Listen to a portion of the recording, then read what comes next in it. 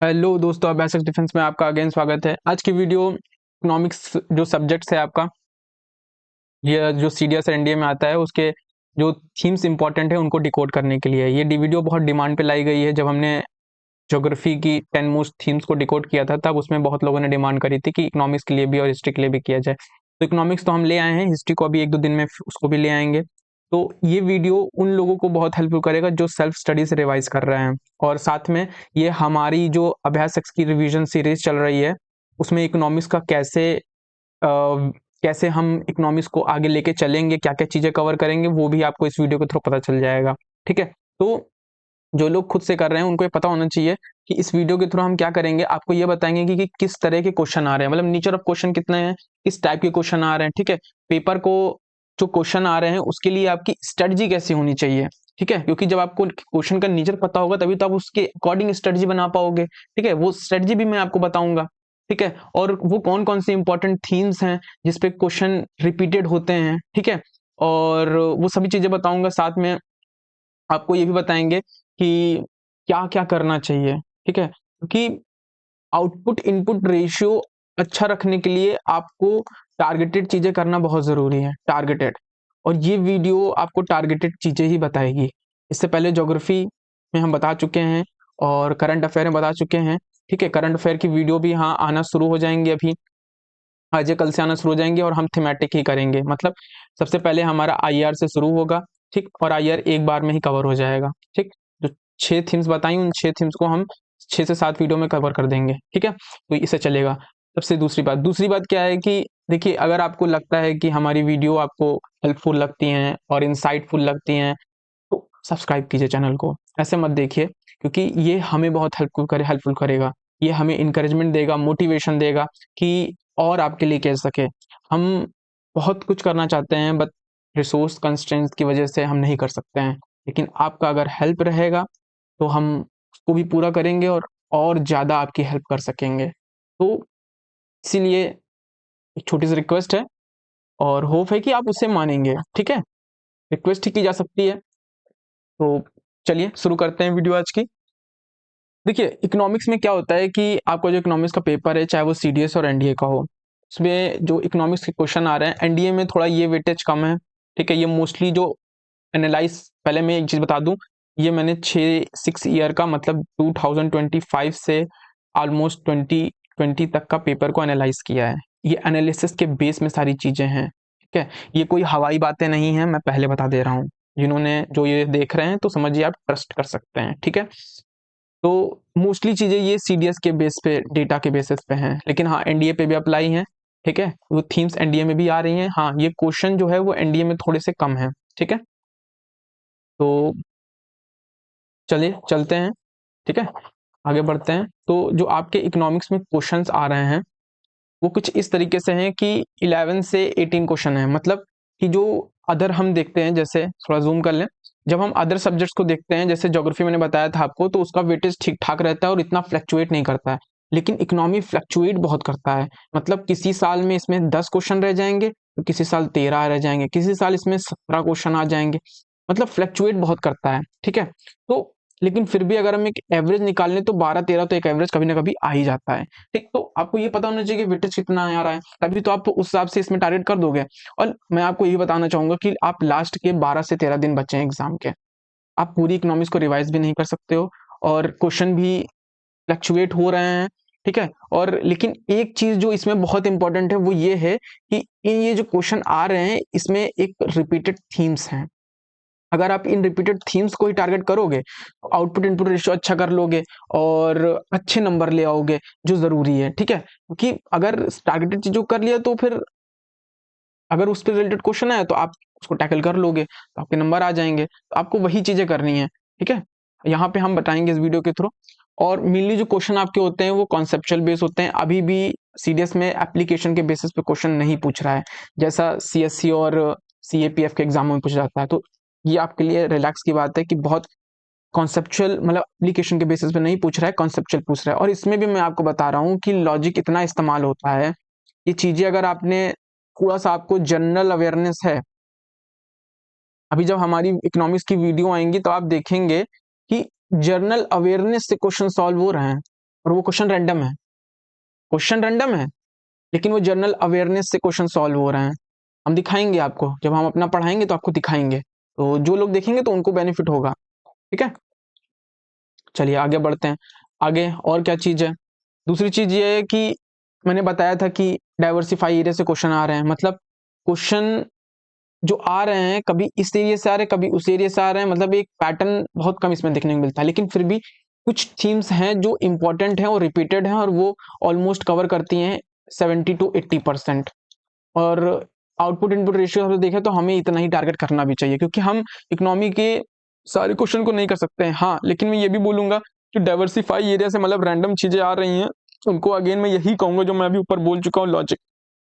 थोड़ा सा लॉजिक बढ़ाओगे आप, इकोनॉमिक्स से क्वेश्चन हो जाएंगे। ठीक है, क्योंकि इन क्वेश्चंस को लॉजिकली बेसिस पे किया जा सकता है जो रैंडम आते हैं। ठीक है, अब कितने टाइप के क्वेश्चन आपके इकोनॉमिक्स आते हैं? तो पहला आता है आपको माइक्रो इकोनॉमिक्स, मैक्रो इकोनॉमिक्स और डेवलपमेंट इश्यूज। ये तीन तरह के क्वेश्चन आपके इकोनॉमिक्स में पूछे जाते हैं। ठीक, अब होता क्या है, जो मैक्रो इकोनॉमिक्स है आपकी, मतलब जैसे डिमांड कर्व का हो गया और कंपटीशन से रिलेटेड क्वेश्चन हो गया, तो इसमें हर साल एक या दो ही क्वेश्चन आ रहे हैं, मतलब इसका वेटेज कम है। तो मैं आपको सजेस्ट ये करूंगा, अगर आपने पढ़ लिया है तो इसे 2 से 3 घंटे में रिवाइज करके किनारे कर दीजिए। नहीं पढ़ा है, आप ज्यादा वेटेज मतलब ज्यादा लोड मत लीजिए। ठीक है, ठीक है। और हमारा क्या है, हम इसे कवर करेंगे, हम ये नहीं कह रहे हैं हम कवर करेंगे नहीं, क्योंकि कम क्वेश्चन आ रहे हैं, हम करेंगे, लेकिन हम हमारे टेलीग्राम पीयर ग्रुप में करेंगे। हम जैसे पहले भी अपनी वीडियो में बता चुके हैं कि हमारी खाली चीजें जो कवर हो रही हैं यहाँ पर, वो केवल यूट्यूब पे ही नहीं कवर कर रहे हैं, हम टेलीग्राम ग्रुप पे भी कवर कर रहे हैं, जो पीयर ग्रुप है। अब हमारे चैनल टेलीग्राम चैनल में आएंगे तो आपको पीयर ग्रुप का लिंक दिख जाएगा, पीयर ग्रुप को ज्वाइन कर लेंगे आप। आपको वहां पे कई चीजें जो टेलीग्राम हम यूट्यूब पे नहीं करा रहे, वो आपको टेलीग्राम पे करा रहे हैं, तो आप इसको ज्वाइन कर लेंगे तो माइक्रो इकोनॉमिक्स का कुछ इंपॉर्टेंट थीम्स हैं वो मैं आपको एक ही दिन में कंप्लीट कर दूंगा। वहां पर उसका डिटेल सोल्यूशन हम आपको दे देंगे। कुछ डिस्कशन लगा तो उस पर एग्जाम से पहले हम डिस्कशन कर लेंगे, अगर आप कहेंगे।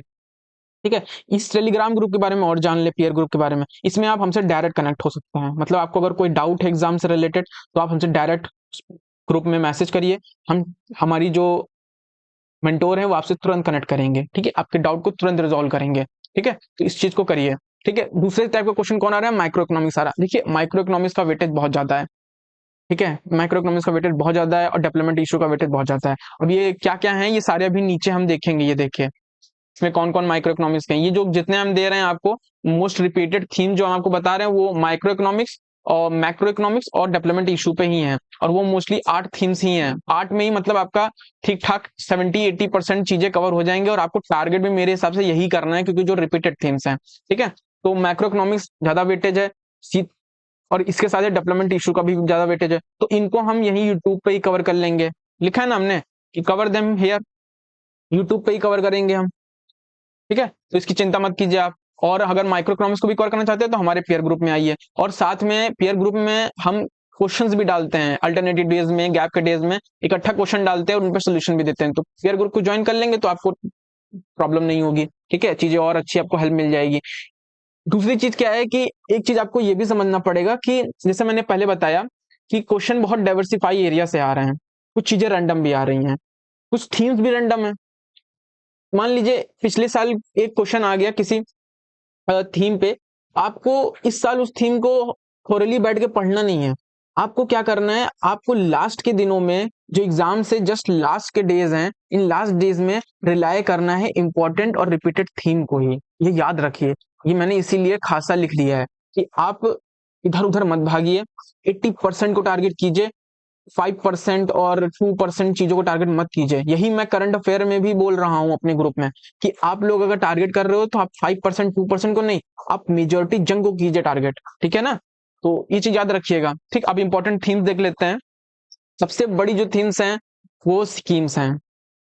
ठीक है, स्कीम्स को बहुत लोग कहते हैं करंट अफेयर में कवर करते नहीं, स्कीम्स डेवलपमेंट इश्यूज हैं। ये जो डेवलपमेंट इश्यूज मैंने आपको यहाँ दिखाया है ना, ये डेवलपमेंट इश्यूज, ये डेवलपमेंट इश्यूज, ये डेवलपमेंट इश्यूज में ही आते हैं। डेवलपमेंट इश्यूज में और क्या क्या आता है, और ये देखिए ये आता है डेवलपमेंट इश्यूज में SDG, HDI, human development index, sustainable development index. ठीक है, और multi dimensional poverty index, poverty, unemployment, ये सब डेवलपमेंट इश्यूज हैं और साथ में स्कीम डेवलपमेंट इश्यूज हैं। और इकोनॉमिक्स में डेवलपमेंट इशू का अलग एक टॉपिक चलता है। तो ये स्कीम जो है वो डेवलपमेंट इशू में आते हैं। स्कीम का क्या है कि 6 से 7 ईयर की स्कीम पूछते हैं। जैसे मैं आपको एग्जाम्पल के थ्रू बताऊं कि अभी जो 2024 का एग्जाम हुआ था उसमें जो recently vibrant village programme launch किया गया उस पर क्वेश्चन पूछ लिया गया।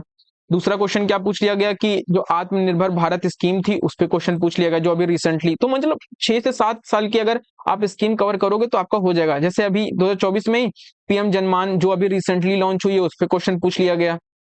2025 का जो पेपर हुआ है अभी उसमें क्या पूछ लिया, पोषण भी और पढ़ाई भी, जो अभी रिसेंटली स्कीम लॉन्च हुई है, ठीक है ना, मतलब 2021-22 की, 22-23 की ही है। और ओएनडीसी पे क्वेश्चन पूछ लिया 25 में ही। तो ये क्या दिखा रहा है स्कीम, 6 से 7 साल के कवर करोगे आप। और कुछ स्कीमें अभी इस साल 10 ईयर्स कंप्लीट कर रही हैं जो 2025 में इंप्लीमेंट हुई हैं, उन्हें भी कंप्लीट कवर करना है।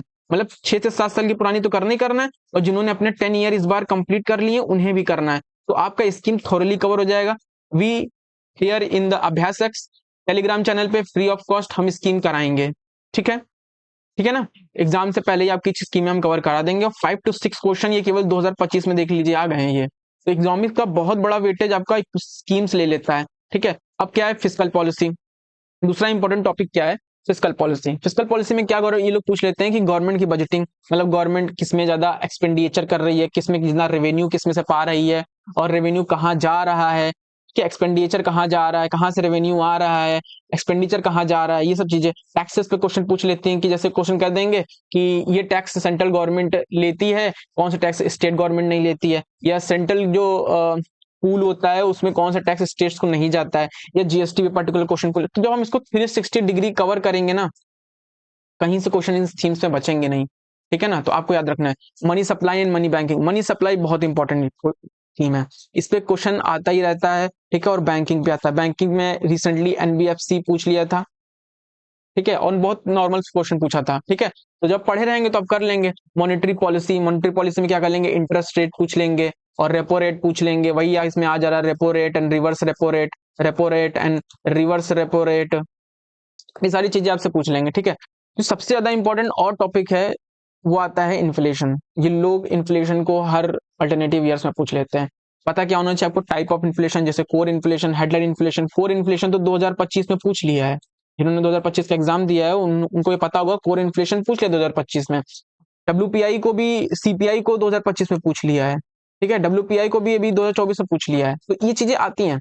नेशनल इनकम, हाँ, इनका जो फेस है वो चेंज हो सकता है, मतलब क्वेश्चन के जो फेस है उसे मोल्ड कर सकते हैं। जैसे घुमा करके पूछ लिया, मोल्ड करके पूछ लिया, लेकिन स्टिल अगर आपको बेसिक पता है ना, बेसिक हम कंप्लीट कराएंगे, तो आप उन क्वेश्चंस को विद लॉजिक टैकल कर लोगे, लॉजिक के साथ। ठीक है, तो आपको याद रखना है। ठीक है, नेशनल इनकम एंड जीडीपी ये कर लीजिएगा। डेवलपमेंट इशू में बता चुका हूँ। ठीक है, ओपन इकोनॉमी में बीओपी एंड एफडीआई और फॉरेक्स, इनको देख लीजिएगा। ठीक है, ये सारी थीम्स हैं।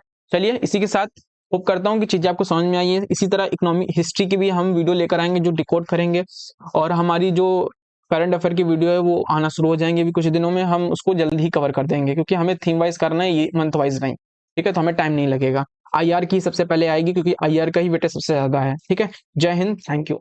और हाँ, अगेन प्लीज लाइक, शेयर और सब्सक्राइब। वीडियो को ऐसे मत देखें, ये सब चीजें हमारे लिए, क्योंकि आप जानते हैं हम नए हैं, वी आर न्यू, हमें आपका सपोर्ट चाहिए। And without your support we are nothing. ठीक है, अगर आपको लगता है कि हम ठीक कर रहे हैं, आपके लिए हेल्पफुल चीजें कर रहे हैं और आगे भी करते रहें, तो सपोर्ट कीजिए। थैंक यू, जय हिंद।